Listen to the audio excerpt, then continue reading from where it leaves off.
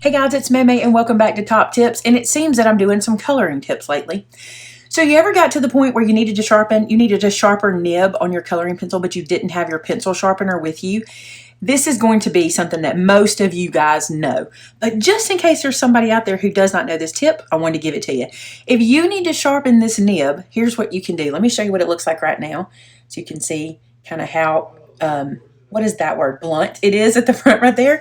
If you take that pencil and kind of hold it in your hand sideways, kind of like this, and you go back and forth while spinning the pencil on your page, back and forth while spinning, you can sharpen that pencil nib up.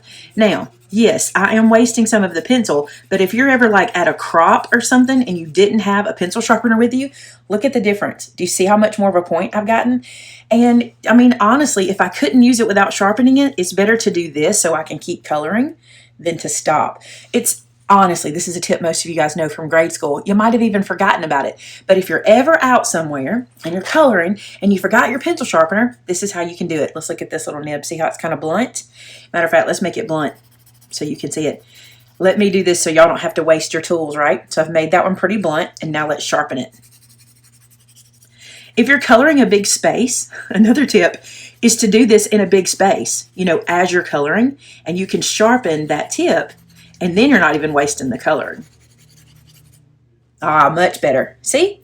Pretty cool, huh? So just a quick tip for you guys. If you ever get to a point where you need to sharpen one real fast, there's a good way to do it. I've seen people do it with sandpaper as well. For color pencils, I feel like the nibs are soft enough that sandpaper kind of eats too much of my pencil up. So I just use regular old paper to do it. Thanks so much for watching, guys. Talk to you again next time. Bye-bye.